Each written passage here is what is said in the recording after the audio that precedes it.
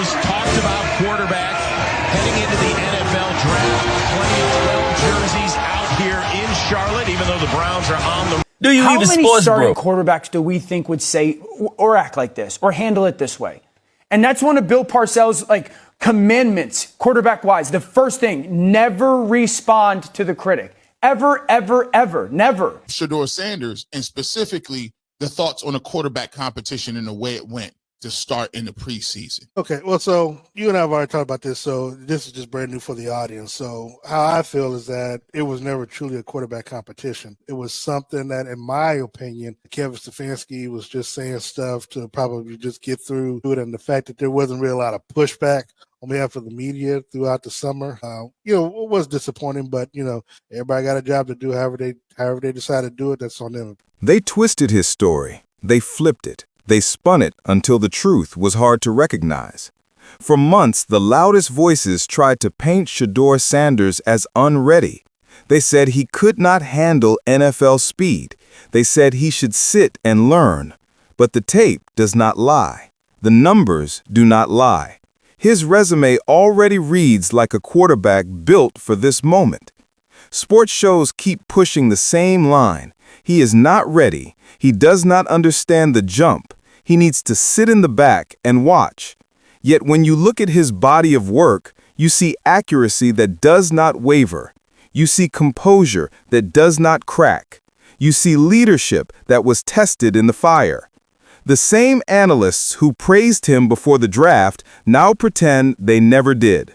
Some of them went silent. Others changed their story and hoped no one noticed.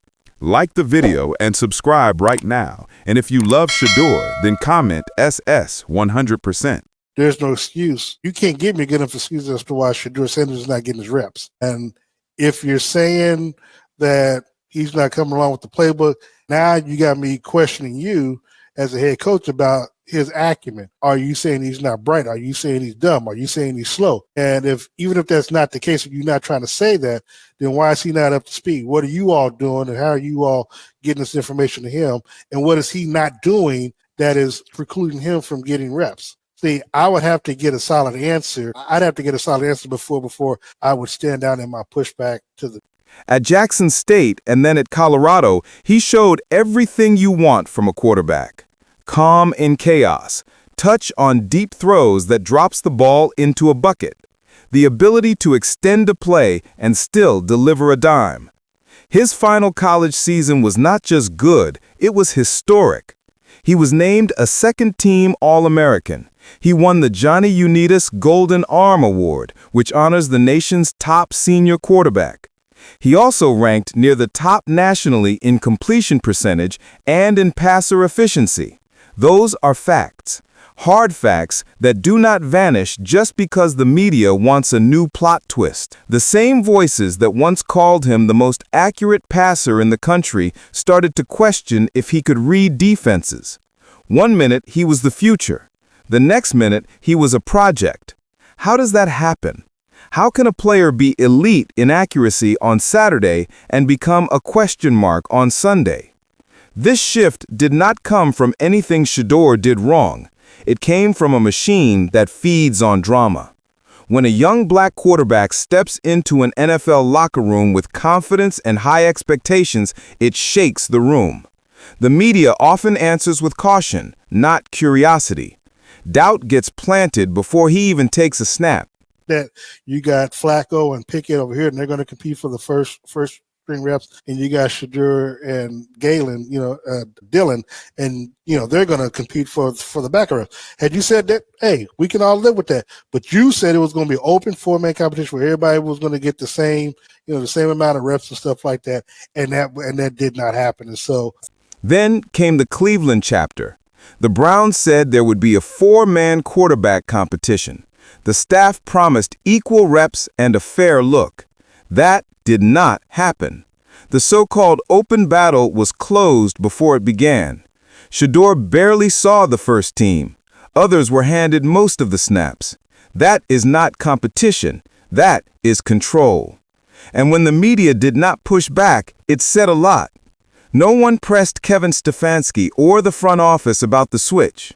Reporters are supposed to hold power to account.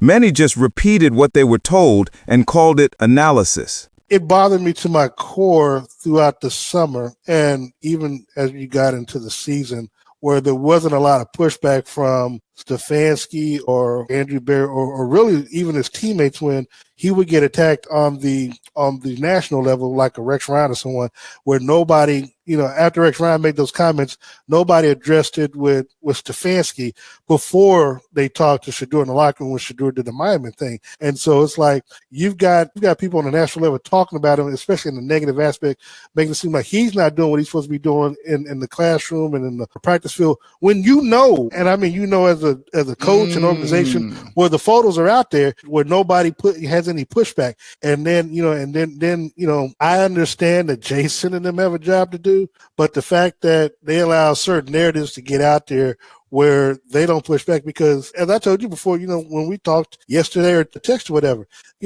people seem to forget that when you speak on camera and stuff's on the internet, that stuff lives, it stays there. So we can go back and see what you said. And so when I guess you bring up I didn't even.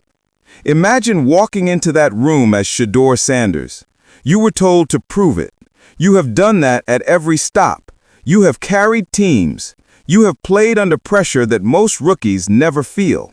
Then, when the chance finally comes, the doors close, the reps dry up, and the same people who limited your snaps say you are not ready. It's the oldest setup in sports. Create the conditions for failure, then use those conditions as proof that you cannot succeed. The national stage made it worse. Analysts like Rex Ryan went on air to question his maturity. They questioned his commitment. They questioned whether he grasped the playbook. But did any of them sit with the man? Did they ask the coaches for clarity? They ran with rumors because negativity drives clicks. Shedeur took the opposite path. He kept his head down and let his game speak. The silence from the Browns made it louder. A simple statement could have crushed the noise. Something like, "He's doing great. He's working every day. We believe in his future." They did not say it. That silence gave the false narrative room to grow. Now look at the receipts. His preseason debut against the Carolina Panthers turned the stadium electric. Fans came to see him, and the Panthers even raised ticket prices because his name was on the bill. He delivered that night. 2 touchdowns, precision throws, balls threading the needle like a veteran. The morning shows praised his poise and his accuracy. They said he looked like he belonged. Then 2 weeks later, the story flipped again. Now he's not ready. Now he needs time to develop. The same voices acted like that night never happened. That is not journalism. That is manipulation. From the start, he has been judged by a double standard. If another rookie with less college production played that well, the headlines would be full of hype. With Shedeur, the line becomes, wait and see. Some in the media hate that he carries himself with confidence. He knows his worth. His father, Deion Sanders, raised him to expect excellence. That mix makes him polarizing. It also makes him dangerous to the old order. He is part of a new wave of quarterbacks who control their image, their brand, and their narrative. That scares people who used to write the story for them. In college, he led Colorado through chaos. The overtime comeback against Colorado State told you everything. Late in the fourth quarter, with the game on the line, he led a drive with perfect passes and calm execution.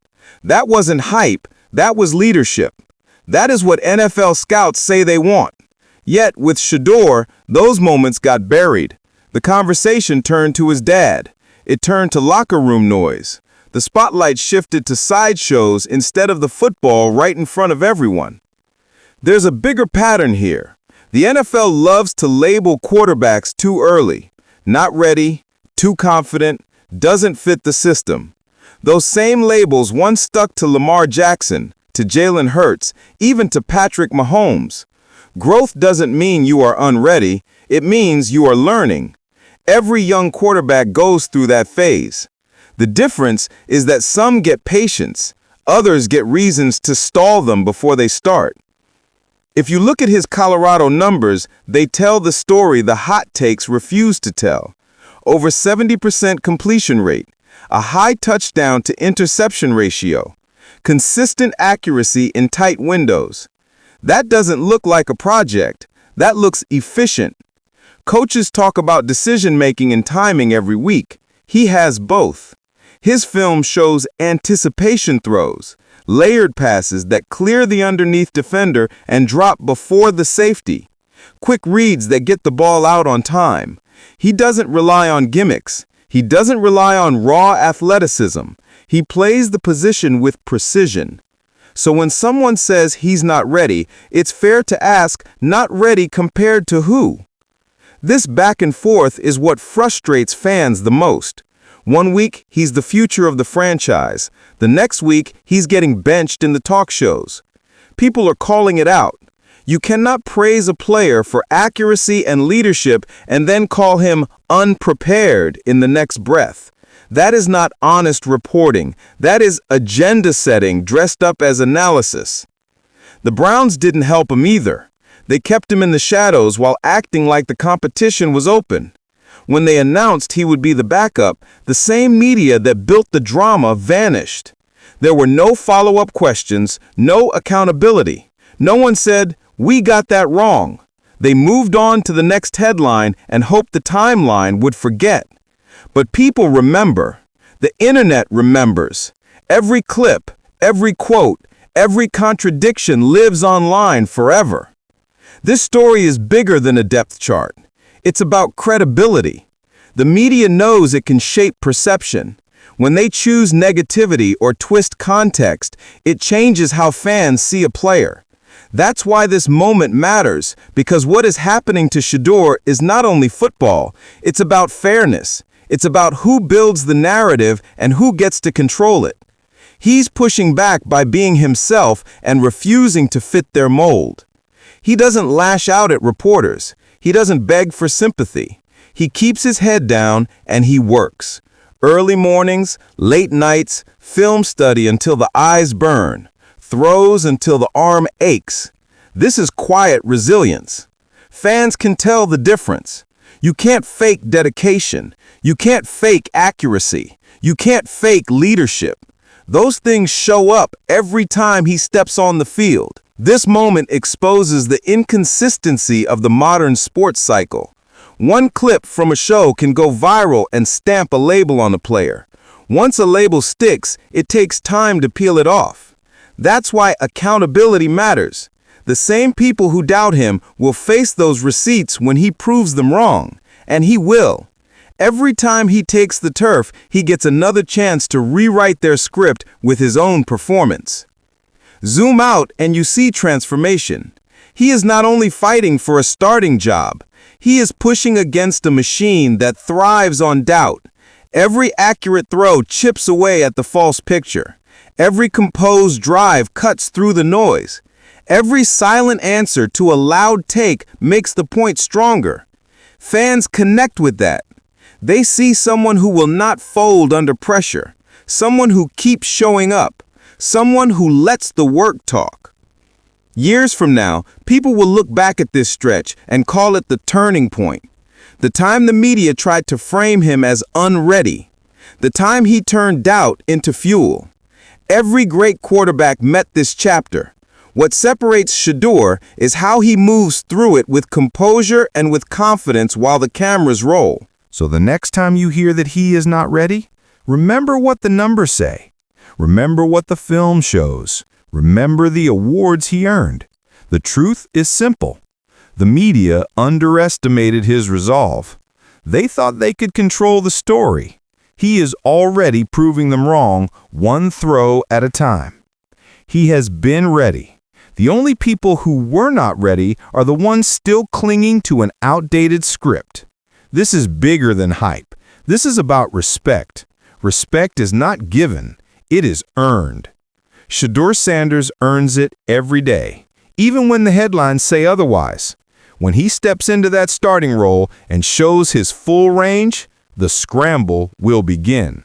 The same voices who doubted him will rush to rewrite history, but the fans will know. The people who saw the truth from the start will know who was real and who was just selling a story.